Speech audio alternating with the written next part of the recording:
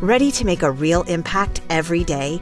Join the Active Day Home Care team and help clients maintain their independence in the comfort of their own homes. Make a difference in someone's life as you provide essential daily assistance and protect their health and happiness. Earn up to $20 an hour and enjoy additional perks like optional daily pay, 401k, paid time off, ongoing educational training, and more. Join a team that values care, compassion, and your professional growth. Visit activeday.com to apply. Welcome to the deep dive. We're jumping straight into your source material today to, really see what's inside. Yeah, and it's an interesting one today.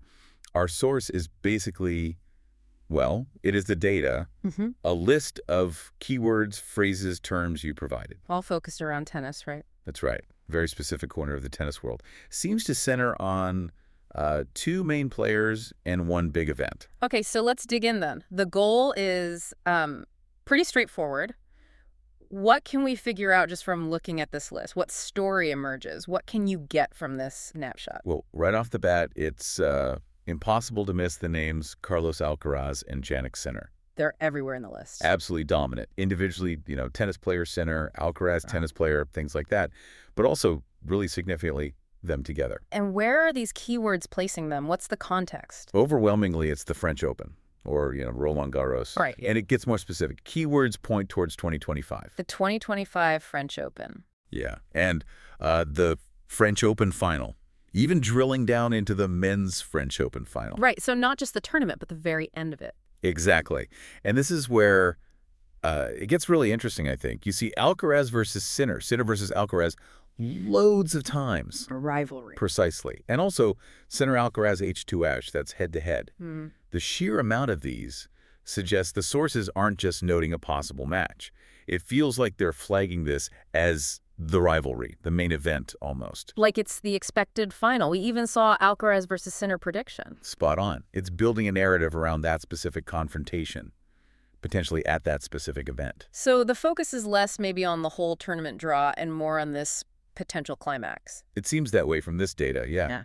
And then you see other terms related to their careers, like Grand Slams. The majors. Right, majors appears, and often tied directly to them, Alcaraz Grand Slams, Sinner Grand Slams. So the sources are tracking their progress on the biggest stage, framing them by major titles. Exactly. It suggests that's a key metric being watched in these discussions or searches. And you mentioned the keywords get specific about how they might play, too. Yeah, this one phrase, fifth set tie-break French Open, it pops up. Wow. What does that imply? Well, it's fascinating, isn't it? It highlights not just a potential result, but the drama. The tension. Yes. The sources seem interested in, or maybe expecting, these really epic, close matches. Battles that go the full distance. Especially Roland Garros, where that fifth set is different. Right. That keyword suggests the narrative is about these grueling, high-stakes encounters.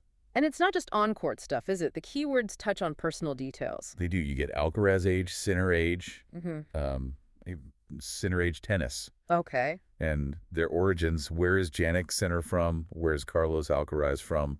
Plus coaching staff. Right, like Alcaraz coach and Jannik Sinner coach. It mentioned Juan Carlos Ferrero specifically for Alcaraz. Yeah, which implies that, factors beyond just their forehands and backhands are seen as relevant. Their age, where they come from, who guides them. Exactly. It's like the sources are trying to build a fuller picture of why they're successful, why this rivalry is happening now. The list even seems to place them in historical context. I saw names like Federer, Nadal, Borg. And analysts, too, like Willander, Courier.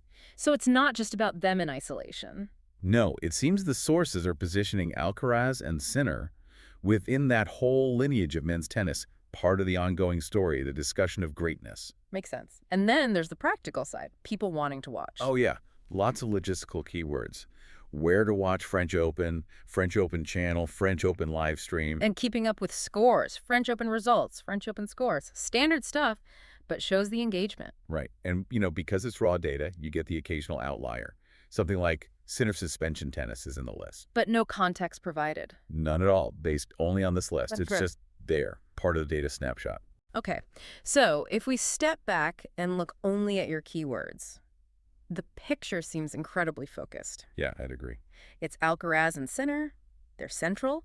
And their connection to the 2025 French Open finals seems paramount. especially as rivals potentially heading for some kind of dramatic clash. Right, highlighting their chase for Grand Slams, the potential for really tight matches, even those personal details, it all feeds into that main narrative. This snapshot really suggests that the tennis conversation, or at least this slice of it, is heavily invested in this rivalry as the next big storyline, possibly culminating at Roland Garros next year. So the final thought for you listening. Yeah, think about these specific elements, the keywords highlighted. This intense rivalry focus, the 2025 French Open final stage, the talk of tie breaks, Grand Slams, age, coaching. What does this very focused narrative, pulled just from keywords, suggest to you about where men's tennis is heading right now? And what questions does this snapshot make you want to ask next?